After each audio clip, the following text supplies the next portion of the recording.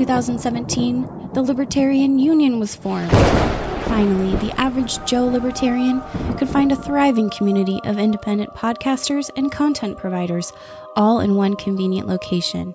At Libertarian Union, we'll always have the latest news, interviews, discussions, and even movie reviews. With hundreds of episodes and more added all the time, you'll always find something fresh at libertarianunion.com. Do-do-do. Wayne's World. Wayne's World.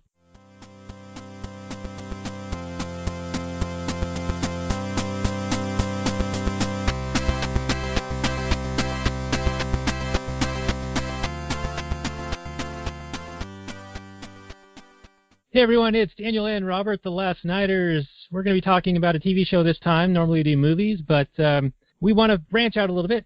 We might get into some other TV shows in the future. We've been having some requests from some of our listeners. So tonight is the Netflix documentary Evil Genius, and this is episode 21 of the show. You can find the show notes and more at lastnighters.com/21. We'll say hello to Robert before we get into talking about this movie slash TV show, whatever this thing is. How you doing, man? Hey everybody, how you doing? Robert back again for something a little bit different this time. Yeah, we were. I originally watched the Making a Murder documentary back a couple months ago, and I was just super fired up and pumped about it, and I really wanted to talk about it. But due to the nature of what we do, it's kind of a long-form show. It's 10 hours, and we're not really sure how we would break it up into episodes, and it's a big time commitment for Daniel, and it's an undertaking, and so we haven't done it yet. But then we saw this Evil Genius, and it's kind of like on everybody's lips right now, a little bit. And so we thought we might jump on that because it is shorter. And so here we are doing it, and then maybe we'll do some more of these in the future because, man, some of these are really good. Others, not so much. Yeah, and spoiler alert, this is one of the not-so-muches, unfortunately. And there's not a whole lot of Google information on this. I mean, you do a search for it, and there's a bunch of stuff, but there's not like with a film, how we traditionally do the Google description and the ratings and all that. It doesn't really exist here. But just real briefly, if you haven't seen this already, it's a 4-part documentary / miniseries about a real-life event that was a bank robbery by a group of people who put a bomb around the neck of some stooge and had him go in and rob a bank. Shortly thereafter, the cops stop the guy, and there's a standoff, and he claims that it was put on him and he's innocent, and he was forced into this, and then the bomb goes off, killing him. And then it kind of goes on from there. A very unique and strange case, and I don't really recall much of it in real life. I'm sure it was all over the news at the time, but I really didn't hear about it until somebody suggested, hey, Evil Genius is an interesting Netflix special, maybe it'd be worth talking about. So here we are talking about it. And Robert, you want to fill in any other color on that before we get into some of the specific questions? I know I'm going to have a little bit of difficulty with this one because there's a lot going on, but not a whole lot happens, which is... Yeah, not a lot whole happens, and there is a fair amount of data thrown at you, and who's telling it kind of gets down to a he said, she said. There's a whole lot of he said, she said in this show. So much. There's a couple accomplices, and they're all saying different things. And a lot of it, for me, came down to, well, this person's clearly lying, versus this person might be telling some truth. Who knows? But they all said opposite things, each accusing the other, and there wasn't a whole ton of evidence except towards the end. They kind of revealed a bit of the evidence that kind of, pointed to one of these people. But it was really just a matter of, well, who was the actual mastermind? Does it really matter? These people were all involved. They're all guilty. So it kind of, for me, it comes down to, was it handled properly by the cops? No. But is any case ever handled properly by the cops? So it wasn't a big surprise to me when they bungled it. It's like, yeah, par for the course. I don't know. I wasn't too surprised by that. Yeah, and how it was presented to me was that there was like so many screw-ups by the cops that it would be entertaining for somebody from our perspective to look at it and laugh, like, oh, look how dumb and how poorly they handled this. But in watching it, it just seemed like, the normal snafu, like there was just so much information, 50,000 pages of documents, and a few things got missed between jurisdictions and agencies and things, and that seems like a normal, expected thing to me. That doesn't seem like an out-of-your-way screw-up kind of... Well, and imagine being the guy that's responsible for searching that lady's house. And you're supposed to find clues, and, You know, what a nightmare that would be. Yeah, if the one takeaway I got from this was that if you're a hoarder, you might be on drugs and you might be an evil mastermind, because every single participant in this, from the fishing buddy to the old flame to the crazy lady, all lived in total hoarding squalor. All of them did. Yep. Yeah, they described the house that the crack whore would turn tricks in. Sounded horrific. The lady's house where the dead body was in the freezer sounded like some kind of thing out of a nightmare. None of it was great. So yeah, these were not. I don't know. Then again, there's all kinds of crazy squalor people that don't go around killing pizza delivery guys. So I'm not trying to paint with a broad brush here, but I don't know, man. These people didn't seem like they were on the level. They didn't seem like they had everything upstairs, especially the lady. Although even the guy, the main bomb maker guy, and I don't remember, you probably have the names written down, but I can't remember quite the names just now.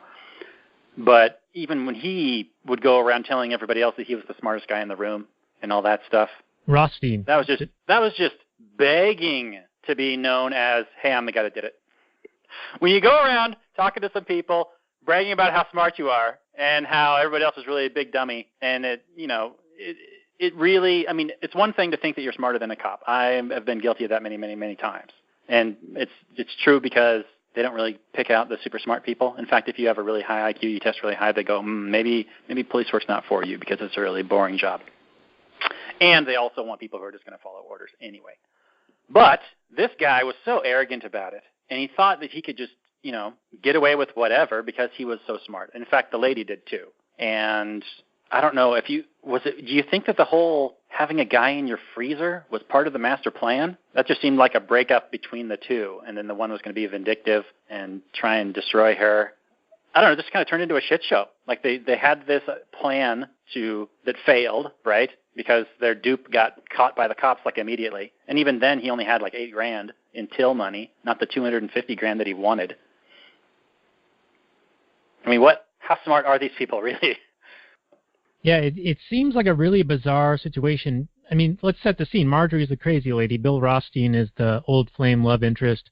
Ken something is the fishing buddy, and then there's another dude who is living with Rothstein. So there's a bunch of different players, and then there's this pizza guy who gets blown up. And it's bizarre to me because a few reasons. One is a lot of the people are relatively older and near death anyway. And Marjorie is already wealthy in a respect. Like, she has a means of getting money through lawsuits and suing people, and also getting away with murders of her husband and boyfriends and whatnot. Like 3 or 4 of them ended up dying, and she got off on some technicality, claiming self-defense when she shot one of them. While he was sleeping. Yeah, while he was sleeping. So, so how do you figure that one? Immediate threat right there. But all right. So here's one thing that really, really bothered me. This Brian guy, the guy who's the pizza dude, and he gets killed. The police have no leads, right? Nothing's really going on, and they break into his house, and they find this address book with all these prostitutes in it. And they present this in the documentary like they went into his house and searched everything, and he had these prostitutes. Like, why is it any of their fucking business? Why are they telling us this? Yeah, if he was the victim, why are they breaking into his house? It seems really fucked up. Like, where did all this come from? And then they cut the guy's head off, right, to get the device all the way off, and his family was all upset about that. Mm-hmm. Yeah, I mean, at one point, I think they were trying to determine whether or not he was, an accomplice or a part of this, right? I mean, I would say that the bomb blowing up and him dying kind of absolves him of any culpability. Kind of. Now, he could have been backstabbed. He might have thought it wasn't a real bomb, but he seemed pretty convinced that it was a real bomb. I mean, so who knows? Like, maybe it's okay that, you would break into a guy's house afterwards. But, yeah, the idea that, hey, this guy saw prostitutes, so that makes him a shady person or something. And so maybe he was doing bad things. I mean, that's a bunch of crap. Right. But it did turn out that they found some good information, right, from the crack whore prostitute lady. I shouldn't say crack whore. She seemed like a perfectly lovely lady who just had a drug problem. But do you have her name so I can stop calling her crack whore? Because that seems really insulting. Oh, man. I have in my notes this lying crack whore because that's what Marjorie called her. Damn it. That's Okay, the very nice drug-addled prostitute lady who had a drug problem, who actually liked Brian and thought that he was a very nice person and actually might have given birth to his son. She ended up confessing and actually providing some pretty solid evidence. But she was ultimately responsible for finding him and providing him as a dupe for these people. But she didn't get any of the heat for this. No, she didn't. Neither did Bill, really. I mean, he cooperated with the cops so that he would never face any jail time. He was just on parole the whole time, right? Or parole, I guess, or whatever it is. Oh, the Rothstein guy? Yeah, he was cooperating, and so he was free on his own recognizance or something. Yeah, but something like that. He also knew that he was dying. I wasn't quite sure on the timeline of that. Did he know he was dying from right away, from the get-go, or was it way later? Because it seemed like he lived for many, many years and then died of cancer. If I recall, he died in 2004, like this time of year. So, June-ish, 2004. And all the events happened in September or October 2003. So it was 7 or 8 months later that he died. And if you've got that much cancer riddling your body, I think that you're aware of it at least, 6, 7 months prior, you would think. Are you sure about that? I thought it was more like he died in 2014 or something, but I could be way wrong. No, I think you're way wrong. I think that's when Marjorie died. But anyway. Okay. Anyway. I think that he knew that he was going to die, and that's why he was a participant in this. It was like perhaps the opportunity for him to exhibit how smart he was. Because here's the other thing with the police, they had no leads other than Brian saw prostitutes. And then the case went cold for a few weeks until out of the blue, Rothstein calls him up and says, hey, you need to come get Marjorie. She's got a dead body in the freezer here. And then he goes in and interviews with them, and that gives momentum to the case, even though he claims it's unrelated to the Brian stuff, to the pizza thing. Right, and that was clearly suspicious when they kept saying, this has nothing to do with this. Why would you even feel the need to say that? Yeah, even though the pizza was delivered right next to my house. Yeah, and she just happened to be at all these locations, these key locations, the day of. Oh, I was just out and about, driving the wrong way on the highway and stopping at the Shell station at the exact same time when the call was made. Yeah, with her Cruella de Vil eyes, right? She's got some crazy eyes, man. Oh, she's got the super crazy eyes. She should have known better than to go into public, because she's going to get, if anybody sees her, it's going to be a thing that happened that day to that person that they're not going to forget. I saw somebody with the crazy eyes. That's a thing that sticks out in somebody's mind. Yeah, she sure did. She started out, pretty good looking, and then she really let herself go, or things kind of went tits up at some point in her lifetime. I don't know what it does when she didn't seem to have the crazy eyes when she was younger. I don't know what happened there. It did seem like there was a lot of the crack smoking going around, and her fishing buddy guy, Ken Barnes, was named Cocaine Ken. So one can imagine, birds of a feather and all that perhaps she had dabbled as well into some of the harder drugs. Cocaine turns your eyes crazy, does it? But something might probably, I'm sure, happened to her. I don't think an eye just went crazy on her. But anyway, let's talk about Marjorie for a little bit. Well, now, before we do that, I wanted to ask you one question. Okay. When they suspect Brian and then his workmate dies unexpectedly right before he's supposed to give a statement, the documentary almost paints this brush is there some rash of pizza delivery men being involved in bank robberies? And I was just thinking, Robert, you used to deliver pizzas. Are you perhaps a bank robber? And no comment. And just imagine if they were Uber drivers. It would be all over the news. It would be all over the news. Uber driver commits blah, blah, blah. It's like if anybody ever does anything wrong, and then they go, well, what did this guy do for a living? Oh, he's a pizza delivery guy. Oh, okay. Well, let's not include that in the news story. Oh, he was an Uber driver. Headline, Uber driver does blank. Not like there's a conspiracy to disparage Uber. Of course not. Just if you pay attention to the news. That's exactly how they type out headlines. So I used to deliver the old pizza for the old Pizza of the Hut. And I don't recall ever robbing too many banks. If I was near a bank, you would stop and, make a couple withdrawals. But I don't remember getting killed or killing any of my coworkers with bombs around their necks specifically. So, this was a new one on me. Although it would have been around that time, right? Because let's see, it was right around then, right around the early 2000s when I was doing that. I'm surprised I didn't hear about it. Do you recall this story at all from Not when at it was all. happening? No. No, this is like in Wisconsin or something, right? Upper Pennsylvania, the little chimney between New York and Ohio, which they actually mentioned that the geography is kind of interesting because that little strip of land of Pennsylvania is actually quite narrow. And so jurisdictionally, in the criminal aspect, you can be in another state, either one, in like 20 minutes. And so that seems like it makes an interesting getaway place, right? Yeah. Conflicts of escape routes. Now, I'm sure that there's like interjurisdictional bullshit that makes that not so prevalent these days. But if I do recall, 20, 30 years ago, I think that jurisdiction played a bigger role. Like if you got across a state line, it somehow protected you in a way. Well, if I learned anything from watching The Dukes of Hazzard, then yes, that's exactly correct. As long as you get across the county line, then those cops, they can't get you. That was a documentary, right? Pretty sure. With the Daisy Dukes? Yeah. I'm sure that's not really the case, at least any longer, but maybe back in the day. Could be, yeah. But now there's back in the day, there wasn't necessarily the FBI and the CIA and all those places that can operate nationally and federally and whatever. So, yeah. Anyway. Marjorie, let's talk about her. Marjorie. So the Black Widow, man. She's a serious Black Widow. And how she was able to seduce these people, I don't know. I mean, it must have been her charming personality. Well, the documentary sure liked to say that she was charming, but she never appeared so. They like to say that she was attractive, but she never appeared so.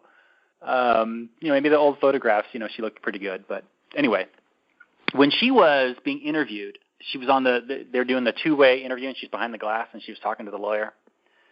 And she struck me as the kind of person. Now, when you accuse somebody of something, and the person can, either deny it or say, like, why would I need to do X? I've already got plenty of X. And on one hand, you might take that as a fairly reasonable thing to say, but I think the very first thing an innocent person would say would be, I had nothing to do with this. Now, maybe she'd been answering this question a million times and this came up, but it seemed to me that when she said, hey, I'm already a wealthy person, why would I need to do this? It really sounded to me like 8-year-old Robert trying to get out of something that he had done. It reminded me of myself lying about done it.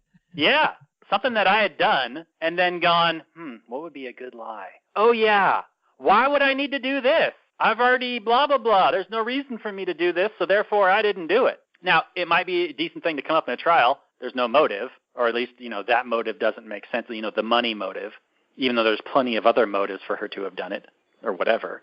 But when she was saying that, it really struck me as this is some BS lie.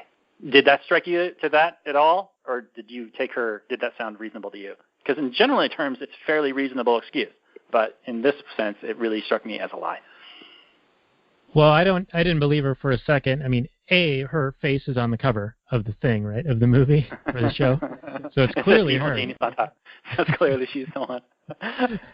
So that's kind of a giveaway. But the other part is that, she has like a ready answer, like a pre-thought response. But conversely, exactly. If you're confronted with an accusation like this, I mean, what would you be expected to say? I have no idea what you're talking about. Well, that's just what somebody who's guilty would say, Mm-hmm. No, you're right.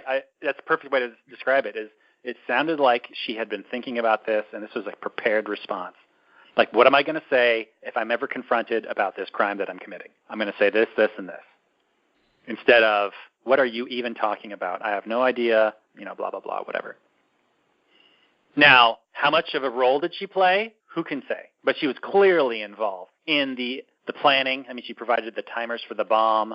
She was there on the day. And then for her to just deny to her dying day. Pretty sad, honestly, when she admitted to murdering, other husbands/boyfriends or whatever.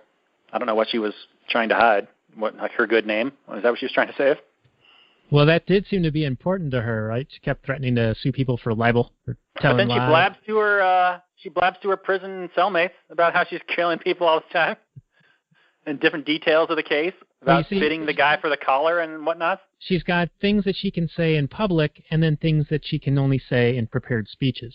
Yeah, I know people that are bipolar, and I don't know them super well, but she didn't strike me as too mentally ill, or maybe we were just seeing the part of her when she was taking her meds. I don't know. I don't know. But that whole "I'm mentally ill" defense kind of wore thin on me too. Did it get sympathies from you? Were you like, oh, poor lady? No, not especially, because, I mean, especially nowadays, you could almost claim anyone has some mental illness, right? Mm-hmm. Like, oh, you play video games?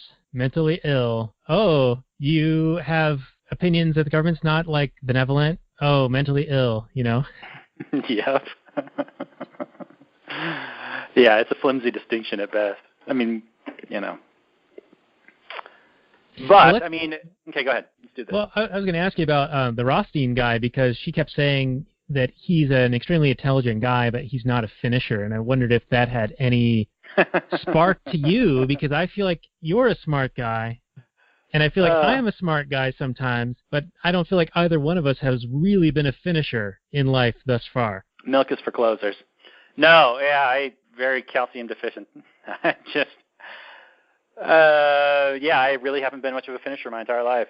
It's really struggles. I'm a perfectionist, and it's really hard for me to, let go of something when I know it's not done or not perfect or something. So I don't know if that's what he had. There's probably various versions of that problem, but maybe the terminal cancer kicked him in the ass enough for him to rob this bank.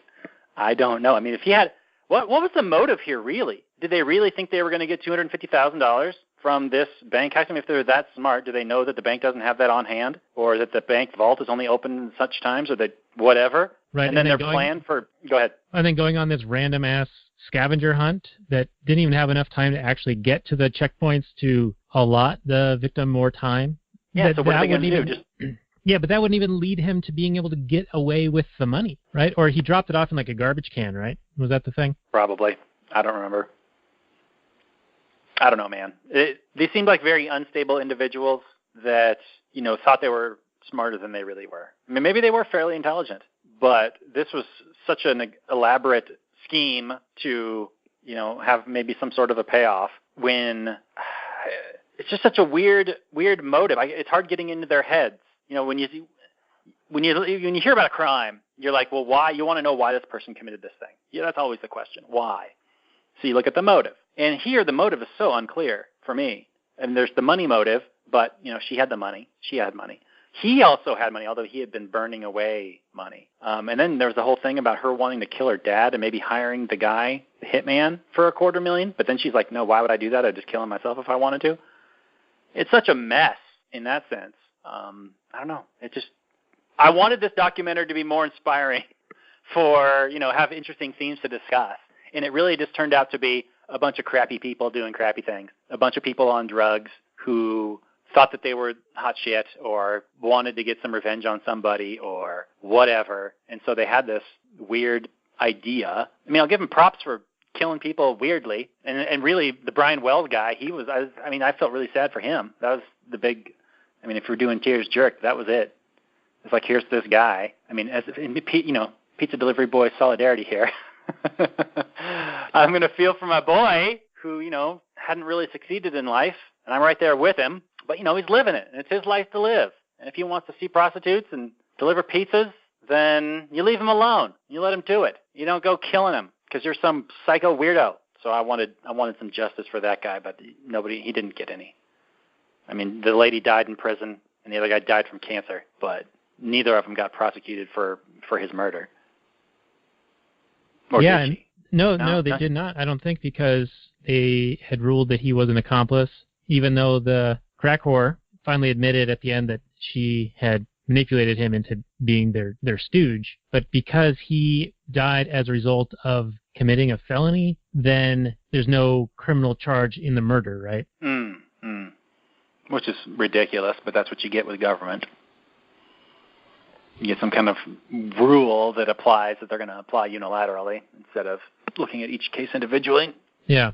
Now, the Rothstein guy, he did get, the charge against him was abuse of a corpse because he had put the guy in the freezer. Mm-hmm. And the irony of that is that that's exactly what the cops did to Brian. Yeah. But when they do it, it's fine, Daniel. The rules don't apply to everybody equally. Now, I would say that, they were attempting to discover, the culprit. And you got to do some things to do some things, I guess. You got to break some eggs to make an omelet, I guess. It wasn't clear to me why they needed to cut his head off instead of just cutting this thing off, as if you were going to discover some kind of forensic evidence that was going to lead you to the killer that was going to be destroyed by a saw in making one cut on one side. Yeah, they kept talking about matching tool marks, and I was like, what does that even mean? I mean, what he used like screwdrivers and pliers putting the thing together? Like, you're going to match it to, millions of potential screwdrivers? This one screwdriver, yeah. Maybe it's like bullet ballistics. I don't know. Maybe you can. Oh, and I've got the name of the crack whore. It's Hoopsick. Jessica, I think, Hoopsick. There you go. Good old Jessica Hoopsick. She's a perfectly lovely lady who turned tricks in a dumpster. I don't feel good for her. But she's cleaning up her life, so good for her. Yeah, so here's an interesting caveat, side note that we could talk about. One of the points they brought up was that Marjorie's parents spoiled her. She was an only child, and she had, I guess, become so used to getting things from them that she was never able to make it on her own. She could never hold down a job. She was constantly getting money from her dad, and she'd bought a couple of houses, she'd bought a classic car, and didn't take care of any of it. Like, she was a hoarder. She let things get into disrepair, didn't clean them, they'd fall apart, that kind of thing. And so then her parents finally stopped enabling her and cut her off, and that's what pissed her off, which is what had happened in Find Me Guilty with the cousin of Jackie, who had been getting enabled, and then he got cut off, and then he got upset and wanted to kill Jackie. So that seems to be part of the plot. Part of the component here was that she saw her gravy train drying up. And her other method of making money was via litigation, right? That was the other thing that she had said. I think I wrote it down here. It said, I have a facility to make money. I've won several judgments. So she had, been suing people to get money. Right, now she did. There was apparently a robbery at her house where people took like $100,000 in cash because she kept all her money in cash on the premises. Now, how they actually found it in that mess of a house? Under the dead cats. Probably under the dead cats. That's what she needed to do. She needed to hide it in plain sight under the dead cats, and then it's safe, instead of actually putting it in like a safe. Fatal flaw. Yeah. But and then back to her parents. So they cut her off and then didn't even put her in the will. Yeah. Well, they knew that she was going to misuse the money. So, yeah, you love somebody. You don't want to just keep enabling them in their, you subsidize what you want more of in the world. If you got somebody with a problem and you give them money, and they're just going to keep abusing that problem. Yeah. And so one final point on that is that I guess the last straw for her was her dad cut her off and then was giving money to neighbors. Yeah, he was just trying to get rid of it. Or just seems like, that to people that he thought were like worthy causes, as opposed to his own daughter, which would be terrible. Something to be said for spoiling your kid. Not to say that all spoiled kids turn out terribly, but you really need to look at incentives and, when raising a child. And if you're just going to baby them, then they're going to grow up to be babies. So I only have a couple of more points, and then maybe we can compare and contrast to some of the other documentaries that you've been seeing on the Netflix. Yeah. So my two other points were the quote-unquote CSI effect, that the FBI agent was saying that they wanted her to cop a plea, but she wouldn't, and they knew that they didn't have shit when it came to forensics. And with CSI popularizing the whole concept of, they can go onto a scene and find all of these fibers and bug larvae and how long that they had been hatched and all these things. There's an expectation in the general population that the juries are pulled from, that you need this level of evidence and that it's available. And if you don't have it, that's very damning to your case. And so that's why they were really pushing for a plea, and she was smart not to do it. But it's also why they want to avoid trial. Right. Yeah. Well, the government usually wants to pressure people into a trial. Usually wants to pressure them into copping a plea deal. Because one, it admits guilt. It kind of vindicates their position. They don't have to go through all the effort and the length and the time of the trial. And it increases their numbers. It makes them look good. And then it also, puts a person in jail and creates another criminal. So you have another disarmed citizen. It's just a win for a state control. So I can see why they want to do it. But, in the sense that if you're charged with some BS crime, man, if you can, and I understand why people don't, because it is lengthy and it is expensive and it is just exhausting. and it's just soul destroying to defend yourself against all these ridiculous accusations.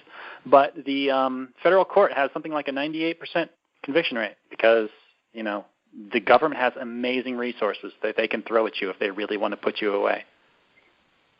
And the average human being just cannot stand up to that. So yeah, when anybody is smart enough or knows their case enough, the specifics of their case, to stand up and say, no, take me to trial, you got to kind of respect that. So, I mean, as much as I think that she was a guilty human being, I kind of respect her for doing that, taking that stand. Yeah, it's an odd thing to respect this person who clearly did some evil shit, but yeah, you're right. I mean, she at least had the balls to say, all right, prove it. Yeah. Which is sort of the whole point. I mean, the whole innocent before proven guilty concept has been seemingly thrown out the window. Certainly has. I mean, all you have to do is say somebody said something bad, or, I mean, you can see with the Me Too moment like Louis C.K. I was ranting about this the other day. I mean, there's a new piece on, I think, Vulture that a comedian came out and said that, Louis C.K. asked me to watch him masturbate. And so then what follows is like 5 pages of her talking about her being a victim, about how he asked her a question. I mean, if all it takes is to ask a question and that makes you a piece of shit and guilty and everything like that, I mean, this is, hysteria. I prefer the innocent until proven guilty. I mean, the Duke lacrosse team was vilified up, left, down, right, and center. And that all turned out to be a bunch of crap. But I bet you there's people today who still think that they're all terrible people because you get the accusation and it's plastered all over the headlines and the news cycle goes for like a couple of weeks about a thing, all saying how they're terrible people. And then it turns out it's a bunch of crap, weeks or months later. And then when it does come out that they're innocent, it's like, we were wrong about that. I was innocent. And then moving on. Yeah, there's like one little minor retraction somewhere. Yeah, it's like, you talked about this shit, Frontline News, for 2 months, and then you get a page 12 retraction in like 30 words. Yeah, you're just destroyed. You're absolutely destroyed, and it's absolutely guilty until proven innocent. So it's unfortunate, the world we live in. I appreciate the due process as much as it's been eroded around the world, and especially in this country. Yeah, so that takes me into the next question for you, the presumption of innocence no longer being a thing. Her lawyer back from the 1984 self-defense murder of her sleeping boyfriend, her lawyer said that the mental health system kept kicking her back out and that he had had her committed 4 times, and he thought that she should have been in a psych ward for the rest of her life without trial to protect society. This is her lawyer speaking, her defense lawyer. Mm-hmm. Now, well, I did appreciate that. Oh, go ahead. Well, I mean, that just totally throws out due process, right? Oh, lock her up, put her in a psych ward. We got to protect society. Oh, sure. Well, this reminds me of the Making a Murder, where the teenager's lawyer essentially berated a confession out of him. His own lawyer, his own defense lawyer. He's like, we're not leaving until you tell me how you murdered these people. And then handed over that information to the prosecutor. What? Anyway, totally side. But yeah, well, I thought it was interesting that she even, pretended to be crazy to go into the crazy ward in prison because they had better food. It seemed to be a thing of convenience. Like when she wanted to be crazy, she could be crazy and she could fall on that and use it as a crutch and as an excuse. And then when she wanted to be lucid and you wanted people to believe you, then all of a sudden she was making sense or some semblance of sense and you're supposed to take her seriously. I understand that bipolar means that you're not, sometimes it's on, sometimes it's off, but it sure seems to be some sort of a convenient excuse that, that was just temporary insanity, or, I was just crazy at that point, now I'm fine. Yeah, you know what I'm saying? Seems to be some sort of a catch-all. Yeah, well, it certainly seemed to be her economizing, taking her available resources and using them by whatever means she had available to achieve the ends that she was desiring. So when it was convenient to be crazy, she used it to get better food and move to another facility. And when it was convenient to be lucid, she did that. She was gaming the system, if you will, and it makes a lot of sense. Yeah, it's a rational thing. Believe me, it sure is rational. If there are these loopholes or, you're following these rules, you want to play their game, and they allow for these, concessions, take advantage of those concessions, I suppose. It makes sense. I mean, it's a bullshit game anyway, so what do you care? I mean, I think the whole system is a bunch of crap. So, if I were to play it dirty, I wouldn't necessarily fault someone for playing it dirty. You know what I'm saying?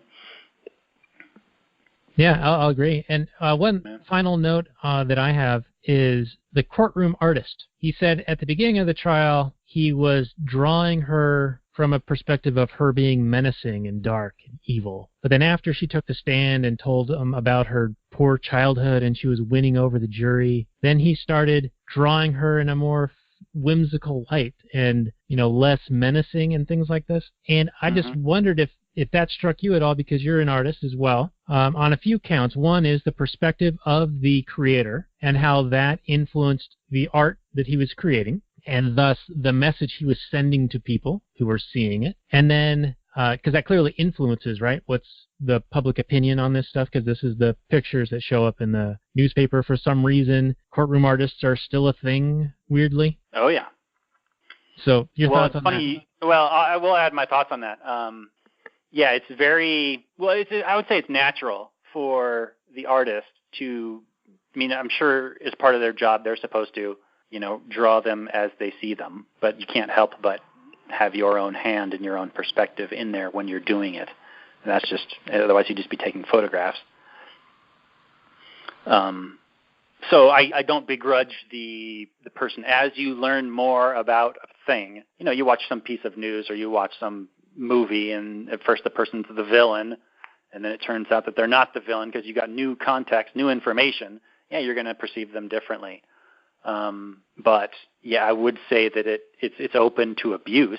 You could definitely color, draw somebody as this complete fanged monster in a courtroom drawing and completely turn public perception against a perfectly fine, normal human being.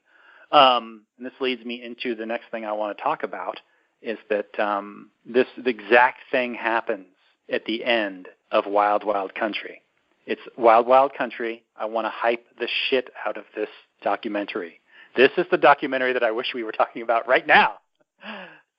But there's this Indian guru guy who comes over to Oregon, and he sets up a commune.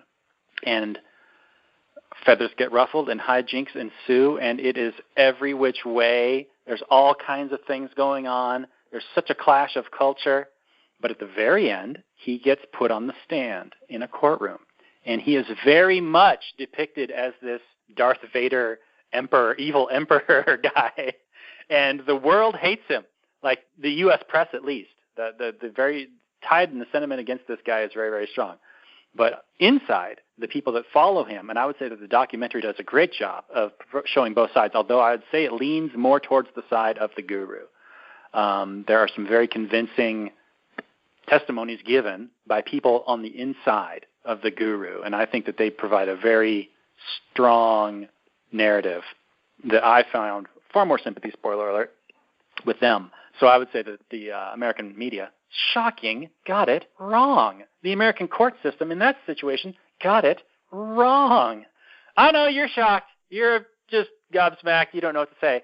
But I think we might be talking about that hopefully soon. I watched it recently, and I was just absolutely fascinated. There are so many talking points in this series. It's a six-hour series. Every single episode was chock full of hot-button things to talk about. Property rights figure massively. These people are sort of communists, but they're sort of capitalists. And now that could describe anybody. But it's unique in that you'll just have to see it. You just got to watch this documentary, Wild Wild Country. Hopefully we'll do it soon. Six-parter. Maybe we'll divide it into 3 episodes, maybe 6 episodes, depending. It will be a bit of a commitment on everybody's part. On our part to do it, on your part to listen to it, Daniel's part to watch it and take notes. But I'm up to watch it a second time. That's how good it is. It really is. It's 6 hours long, but I would instantly watch it again if we were to we're going to do it, because it's just that good. So I highly recommend that. And I also recommend, like I mentioned in the past, Making a Murder, another fantastic documentary. But let's just move into, our basically final summary and review of this. And I've got to say that this documentary was perfectly fine for what it was, I suppose. Like entertainment-wise, it was okay. But as far as us doing an episode on it and with having interesting talking points and discussion points on like libertarian themes and that sort of thing, this is like a 1 out of 10, whereas Wild Wild Country is like a 10 out of 10. I'm so psyched to talk about that, and I'm so underwhelmed to talk about this. Unfortunately, we just did an episode about it. Hopefully it was still a decent episode. I'm sorry if it wasn't. I apologize. But it is what it is. Hopefully, I still had a good time talking about it, whatever. It's just I wish the documentary was a little bit better. So I'm going to give this doc a 5.5 out of 10. It's perfectly fine for what it is, but it didn't rock my socks off. All right, and it sounds to me like there's this shit sandwich where you had the Wild Wild Country as one of the breads and Making a Murder as the other bread. So you had a bread of 10 and a bread of like 9, and then we got this like turd sandwich here. Yeah.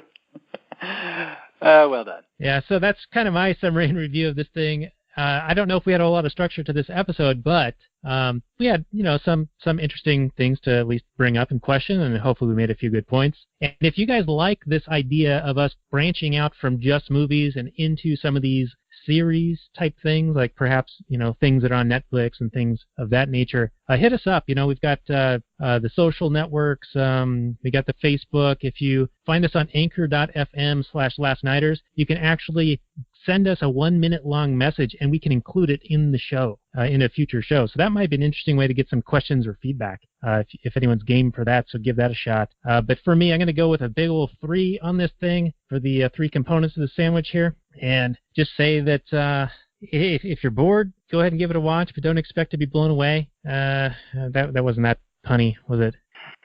No. Anyway, falling apart at the end here. But yeah, it's something that was built up that I thought was going to be good, and then it just kind of fell flat for me. So giving it a big old 3. Yeah, it really was just crazy bad people doing crazy bad things. There weren't necessarily a lot of like interesting nuance, different perspectives coming together, arguments to be made on both sides. It was really just, there's a bunch of crazy people. They committed a crime, and this is what happened. I mean, should the cops have noticed the van earlier? Sure, of course.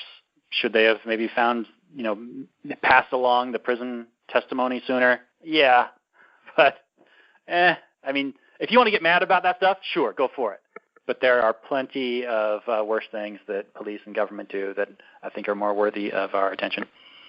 Like in Making a Murderer. Oh, yeah. Where you take an innocent man and you throw him in jail for life. Yeah, that's kind of a big deal. In fact, 2 innocent men, throw them in jail for life. Oh, yeah. What was the deal with giving Marjorie life plus 30? What is the point of that? Well, let's see. I think the guy in Making a Murderer is like serving 3 consecutive life sentences. So I could be wrong about that. Don't quote me. But yeah, they do that all the time. It's like extra punishment. You committed 3 murders, so you're going to get a life sentence for each one. You have to serve them consecutively. It makes no sense. So after you die, you got to die again and then die again. Okay. Yeah, if you get reborn, we're going to throw your ass in jail again for another lifetime. Yeah, that's how you do it. All right. Well, let's wind this one down. So this has been The Last Nighters, episode 21 on Evil Genius. And I think our next movie, and we haven't talked about this ahead of time, but I'm going to propose to you, Robert, that we do the Ray Bradbury movie on the HBO, Fahrenheit 451. Okay. Michael B. Jordan. Yeah, Michael B. Jordan. I've heard middling reviews, so be right up our alley to be like, But it's got the themes, man, the dystopian themes and the burning of everything. I think it's got plenty to talk about. It might. We'll see. I thought this was going to have plenty to talk about, but I was wrong. And I admit it. Blended beaver. That's the first step, blended beaver. No, admitting it. Admitting it's the first step. Well, hey, guys, Thank you guys so much for joining us on this episode of The Last Nighters, and you can find the show notes and more at lastnighters.com/21. Do subscribe to us on the iTunes. We now have a podcast feed on iTunes, also at anchor.fm, and you can find everything else at lastnighters.com. Give us a like, share, subscribe, review, rating, feedbacks, messages, all you got, anything. We'll take it. And I'll say goodnight from last night. Maximum freedom, everybody.